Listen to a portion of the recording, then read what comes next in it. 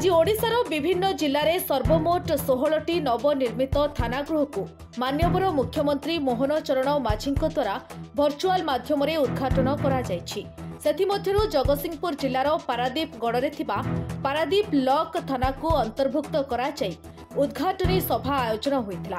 यह अवसर में जगतसिंहपुर सांसद डॉ विभु प्रसाद तराई सहित जिला एसपी भवानी शंकर, अतिरिक्त जिलापाल निरंजन बेहरा, सरपंच सस्मिता बेहरा, एडवोकेट संजय बेहरा, अतिरिक्त आरक्षी अधीक्षक पारादीप पौर परिषद अध्यक्ष बसंत कुमार विश्वाल समेत समस्त थानार अधिकारी, स्वेच्छासेवी और जनसाधारण जोग देइथिले। माननीय मुख्यमंत्री ओडिशा आज 14टा थाना ओडिशा रे उद्घाटन करुछंती जो जो थाना उद्घाटन करुछंती उपयुक्त पुलिस सेवा जोगाई देवा पई जनसाधारण को सही उपरे फोकस करी से थाना गुड़ा उद्घाटन करुछंती। पारादीप लॉक थानाटा निश्चित रूपे जनसाधारण को बहुत सुविधा सुजोग देव एवं उपयुक्त पुलिस सेवा देव।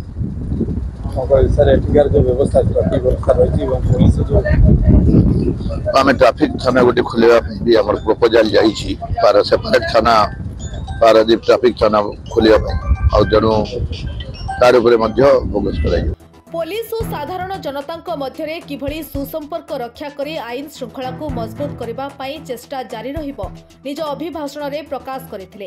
पारादीपरू बिरजा प्रसाद रिपोर्ट, न्यूज एक्स ओडिया।